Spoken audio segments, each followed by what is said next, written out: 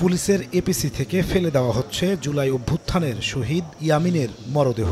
সাভারে পুলিশের এমন নির্মমতার দৃশ্য দেখে আঁতকে উঠে দেশবাসী। বছর ঘুরে আবারও সেই দৃশ্য যেন জীবন্ত হয়ে ধরা দিয়েছে সোহরাওয়ার্দী উদ্যানে। সাইমুম শিল্পী গোষ্ঠীর আয়োজনে সাংস্কৃতিক উৎসব জুলাই জাগরণে ডিজিটাল প্রযুক্তির মাধ্যমে ফুটিয়ে তোলা হয় সেই দৃশ্য। বুকের মধ্যে একটু আটকে উঠলো মনে হলো ছবিগুলো দেখে। গণঅভ্যুত্থানে যেগুলো হয়েছিল, আমরা যেগুলো চোখে দেখেছি, সেগুলো সব এখানে তুলে ধরা হয়েছে। যাত্রাবাড়িতে ভ্যান ভর্তি লাশের স্তূপ আর ফার্মগেটে রিকশায় করে নিয়ে যাওয়া শহীদ নাফিসের ঝুলন্ত মরদেহের প্রতিকৃতিও স্থান করে নিয়েছে প্যাভিলিয়নে, যা দেখে এখনো গা কাটা দিচ্ছে দর্শনার্থীদের।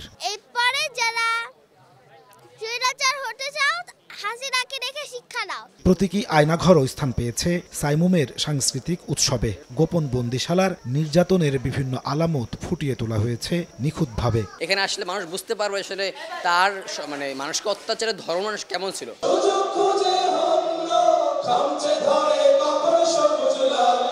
শুক্রবার বিকেলে 4 দিন ব্যাপী এই সাংস্কৃতিক উৎসবের উদ্বোধন করেন সংস্কৃতি বিষয়ক উপদেষ্টা মুস্তফা সরোয়ার ফারুকী ও প্রধান উপদেষ্টার প্রেস সচিব শফিকুল আলম। বলেন, জুলাই অভ্যুত্থানের মাধ্যমে ফিরে এসেছে বাংলাদেশের সার্বভৌমত্ব।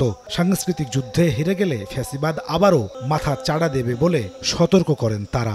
অভ্যুত্থানের মধ্য দিয়ে বাংলাদেশ যেটা অর্জন করেছে সেটা হচ্ছে বাংলাদেশ তার সার্বভৌমত্বকে টেক ব্যাক করেছে, যে সার্বভৌমত্ব তার হাত থেকে চলে গেছে।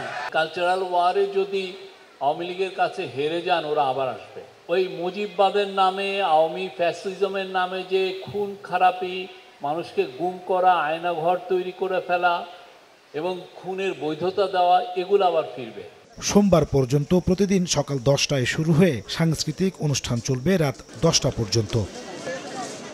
আয়নাঘর নামক এমন ছোট্ট অন্ধকার কুঠুরিতেই বন্দি করে নির্যাতন করা হতো গুম হওয়া ব্যক্তিদের। সাইমুমের কালচারাল ফেস্টে প্রতীকী আয়নাঘরের অবয়ব ফুটিয়ে তোলা হয়েছে। সংশ্লিষ্টরা বলছেন, এর মধ্য দিয়ে আগতরা জানতে পারবেন কতটা ভয়াবহ, কতটা নির্মম ছিল ফ্যাসিবাদী আমলের শাসন। নাজমুস সালিহি, সময় সংবাদ, ঢাকা।